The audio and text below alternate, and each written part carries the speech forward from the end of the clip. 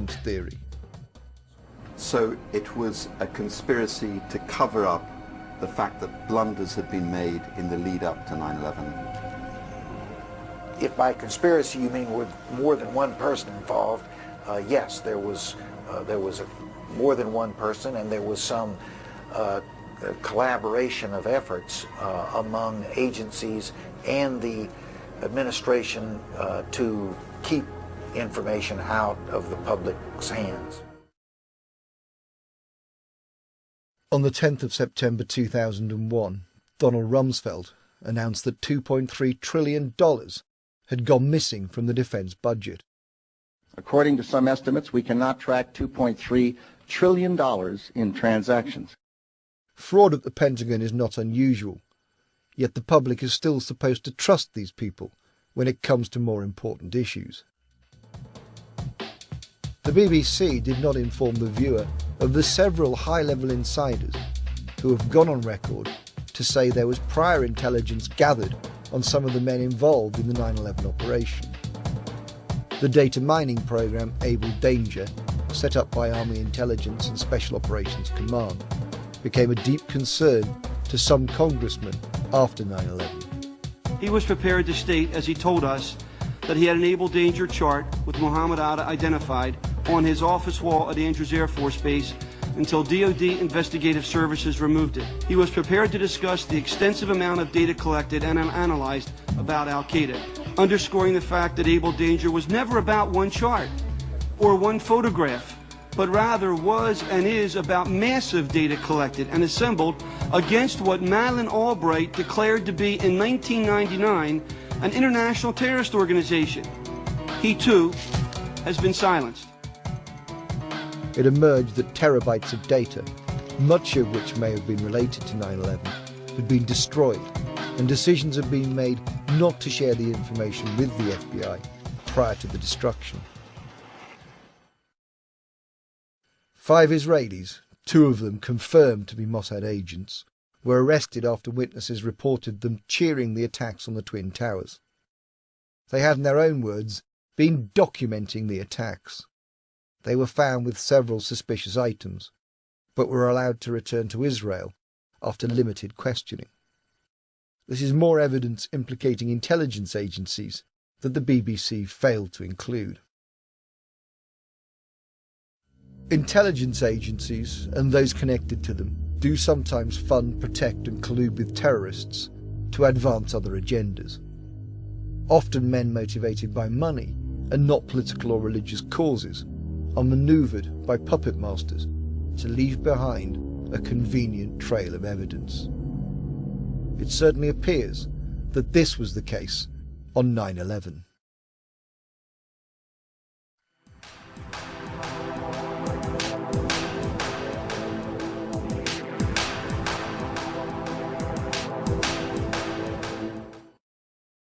The BBC didn't simply choose to leave out key evidence which undermined or refuted the official story. It also declined to include information which set the claims of 9/11 researchers in context. Many people claim the US government would never even consider launching terrorist attacks on its own soil or against its own citizens and their interests. Yet official declassified documents have revealed that in 1962, US military chiefs had given their backing to a series of well-advanced plans to stage false flag terrorist operations on US interests to provoke a war with Cuba. Although Operation Northwoods was over 4 decades ago, it simply cannot be argued that the US military have developed more of a conscience over the years.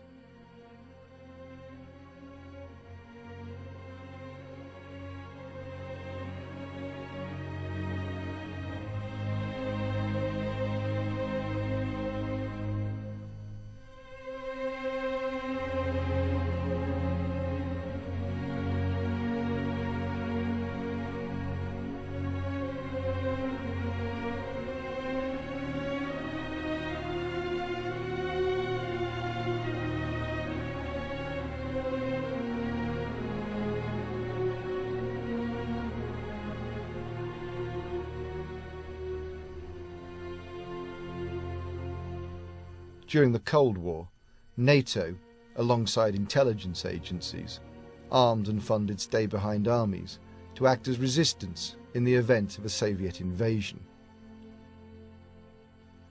Inquiries carried out by the Belgian and Italian parliaments established that Operation Gladio was behind several atrocities across Western Europe in the 1970s and 80s. Gladio teams carried out terrorist operations as part of a strategy of tension. The resulting fear was used to manipulate public perception, while the blame was put on political dissidents. This important case demonstrates the desire by those in power to carry out terrorist attacks in order to further hidden agendas.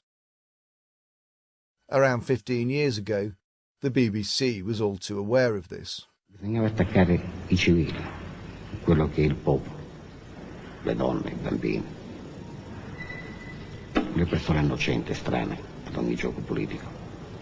Per una ragione semplice, perché bisognava obbligare questa gente, l'opinione pubblica italiana, a rivolgersi allo Stato, a rivolgersi al regime per chiedere maggiore sicurezza. Il ruolo della destra d'Italia è stato proprio questo.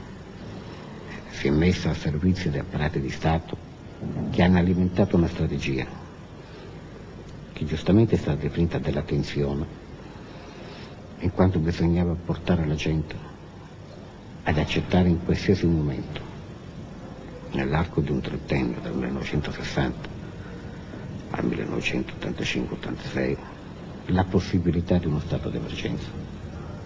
Quindi la gente avrebbe barattato molto volentieri parte della sua libertà con una sicurezza, con la sicurezza di poter camminare sulle strade, viaggiare sui treni, salire sugli aerei, entrare in banca. Questa è la logica politica che sta dietro tutte le stragi, che rimangono impunite proprio perché lo Stato non può condannare se stesso o proclamare se stesso colpevole di quello che ha fatto. The conspiracy files didn't include testimony on false flag terrorism from former intelligence officers like Alexander Litvinenko, formerly of the Russian FSB.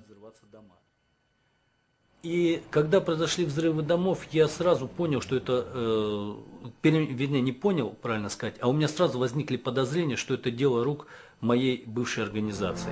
Они этот дом заминировали, и по чистой случайности жители дома обнаружили эту взрывчатку. Вот, завели уголовное дело с окраской терроризм и начали искать террористов. И буквально через 1,5 дня они их нашли. Задержали этих людей, эти люди оказались офицерами ФСБ. And myself, David Shaler, formerly of MI5. Tunworth's intelligence was, we're told, shared with a small number of key officials. They are still funding international terrorism. Producer Guy Smith did acknowledge that false flag terrorism exists. There's no doubt that the American government and other governments, no doubt the British government as well, has been involved in all sorts of operations in the past, false flag operations. Since Smith appears to understand that the powers that be do use these tactics, why then didn't he present any of this context to the audience? A number of documents produced prior to 9/11 clearly show that the neocons had been lobbying for a US invasion of Afghanistan and Iraq in order to secure energy supplies for the US domestic market. They accepted that the American people would not support these plans absent some catastrophic and catalyzing event like a new Pearl Harbor.